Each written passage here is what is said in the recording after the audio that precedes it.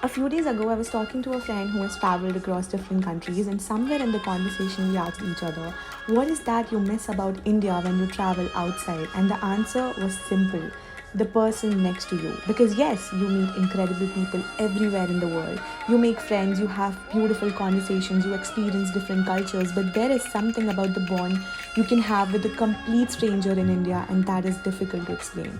You can speak to someone without thinking twice, ask for help, start a conversation, sit beside someone you've never met, and somehow feel at home. It doesn't matter where they come from, what language they speak, or what religion they follow.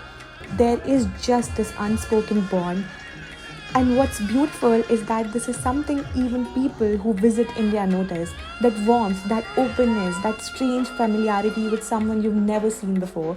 I see it in my own life, with my cook, with the person who helps me at home, with the chai wala on the street. People who technically are strangers, and yet there is an understanding, a familiarity, a feeling that somehow says you're one of us.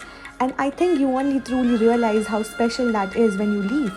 Because when you travel outside India, you walk through museums and see thousands of years of history preserved behind glass, and then you come back here and realize India doesn't need a museum to show you its history. It's everywhere. It's in the way we live, in our temples, our languages, our food, our traditions, our philosophies, a civilization carrying thousands of years of knowledge. Sanatan explored questions of consciousness, existence, mathematics, astronomy, medicine, and the nature of reality long before many of these conversations reached the modern world. And some of the greatest minds in the West, including physicists like Heisenberg and Schrodinger, were deeply fascinated by Indian philosophy. And yet, how much do we actually know about our own history?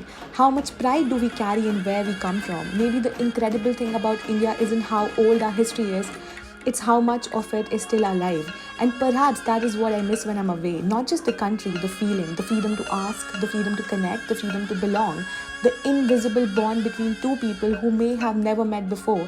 I just hope we begin to recognize how lucky we are to know this country, to learn its history, to be proud of what it has given the world, and to carry it forward. Because wherever I go, I realize one thing again and again: there are beautiful places everywhere, and that feeling of home with a person passing by, a chai wala, a cook, a stranger, that feels uniquely Indian. And that is something worth being proud of. Happy Independence Day.